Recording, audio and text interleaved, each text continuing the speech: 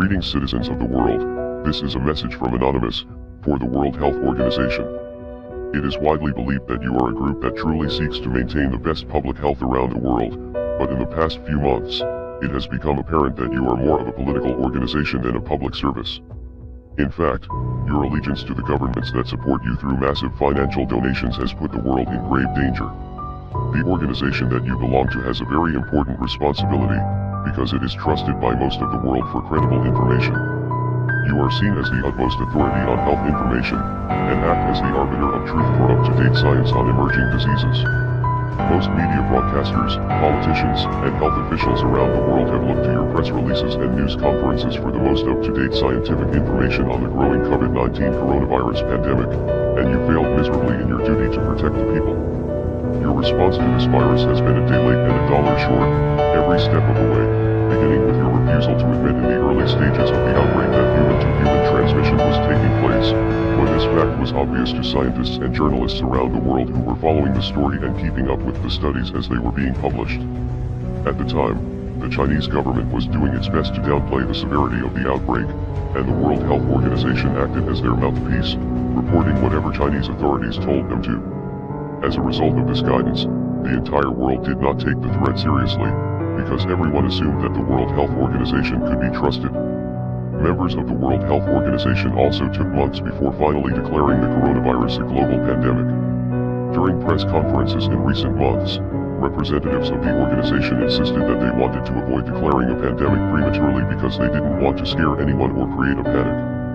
However, scientific findings have since shown that we were already dealing with a global pandemic by the time that Chinese authorities decided to quarantine Wuhan, because the genetics of the virus has been traced back to at least October or November 2019. What we see are epidemics in different parts of the world, affecting countries in different ways and requiring a tailored response.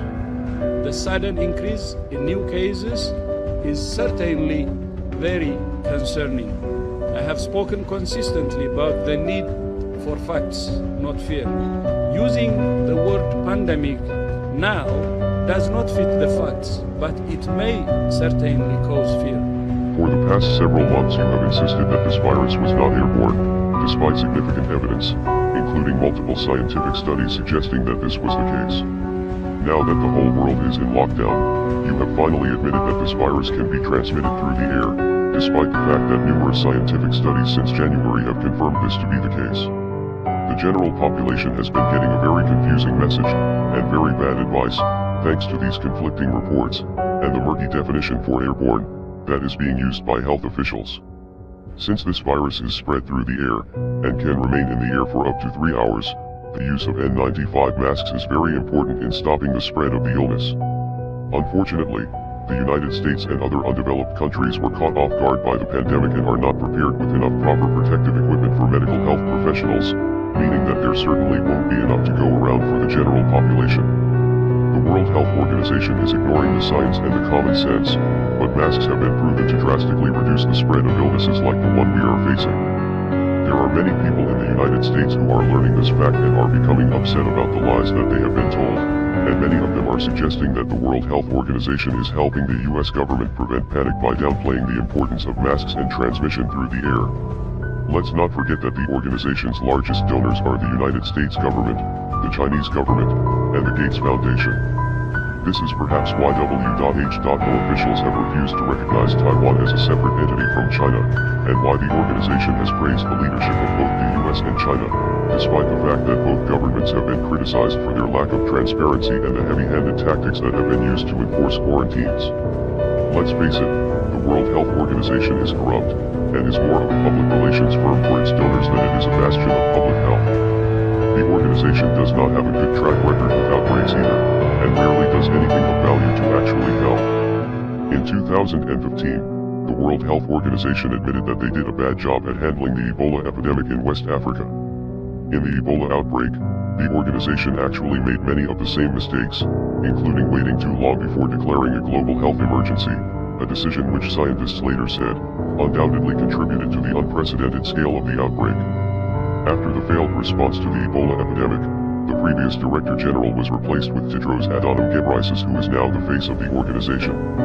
Tedros also has a history of corruption, which includes downplaying the severity of a cholera outbreak in Ethiopia when he was the country's health minister between 2005 and 2012. In addition to misleading the world about the severity of the virus, you have also encouraged the draconian measures that governments have taken to enforce quarantines.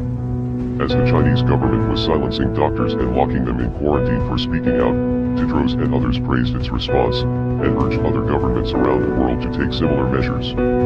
Citizens of other countries, especially those in the Western world, thought that it could never happen in their neighborhood, but most governments seem to be taking the advice of the World Health Organization and have started to implement military-style lockdowns similar to those seen in Wuhan during the early days of the outbreak.